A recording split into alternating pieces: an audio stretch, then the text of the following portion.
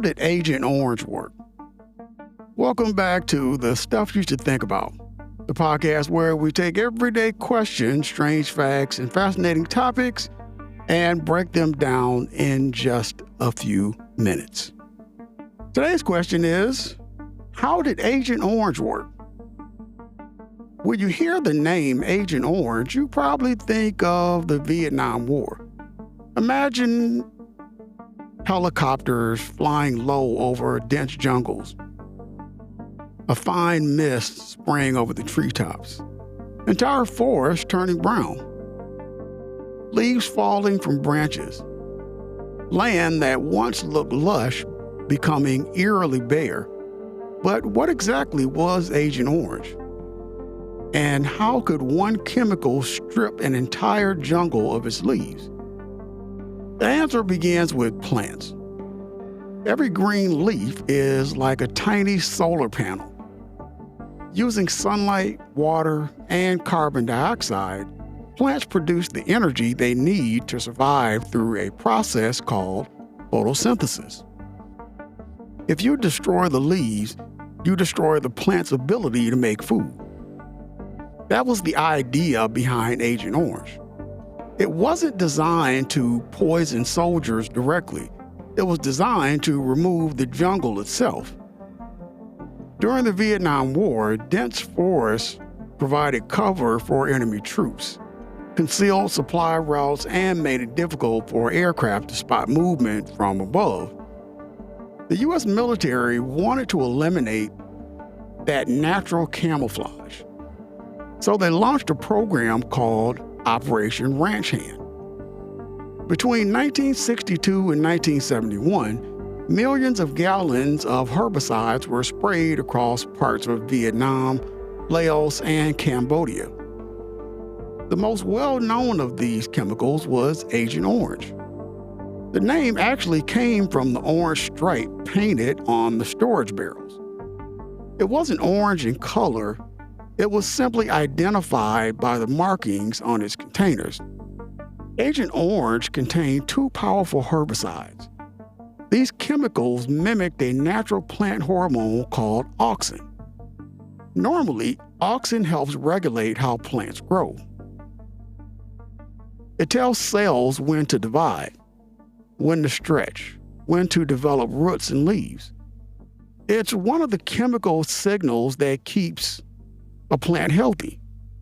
Agent Orange overwhelmed that system.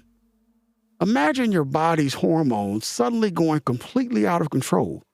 That's essentially what happened to these plants. Instead of growing normally, they grew uncontrollably.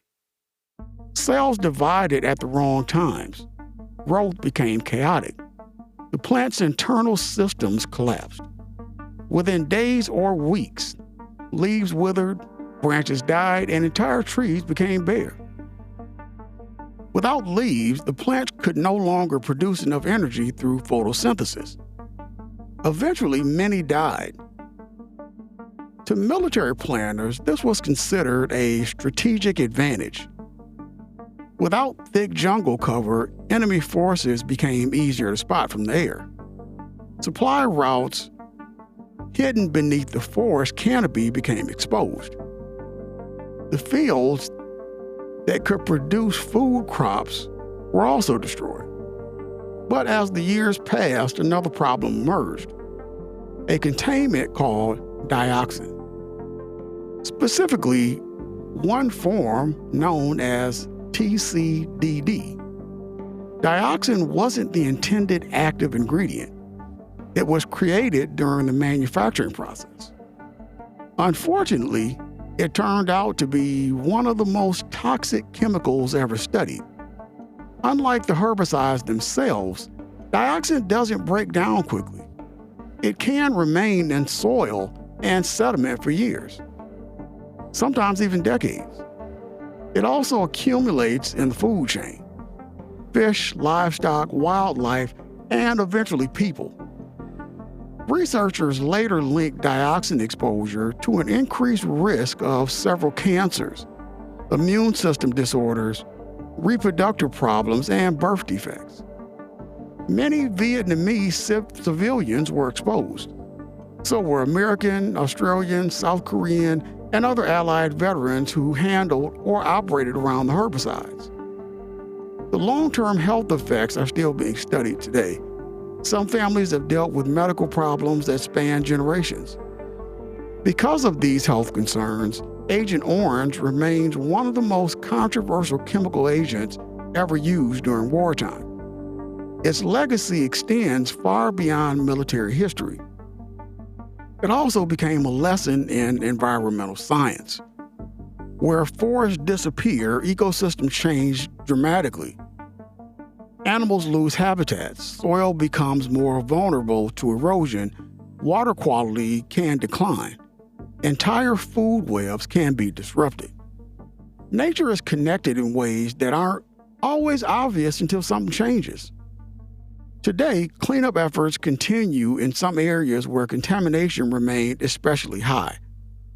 Scientists have developed techniques to remove or safely contain dioxin from affected sites. Environmental restoration projects have also helped forests slowly recover in some regions. Although many landscapes have begun to heal, the human impact remains part of the historical conversation. Agent Orange reminds us that technology can solve one problem while creating others that last far longer than anyone expected. It's a powerful example of how understanding chemistry also means understanding consequences. Sometimes the biggest effects of a science invention aren't seen immediately. They appear years later, or even decades later. And that's something worth thinking about. Thanks for listening to the Stuff You Should Think About. If you enjoyed today's episode, be sure to follow the podcast and join us next time where we'll answer another question you probably never thought to ask, but you definitely should.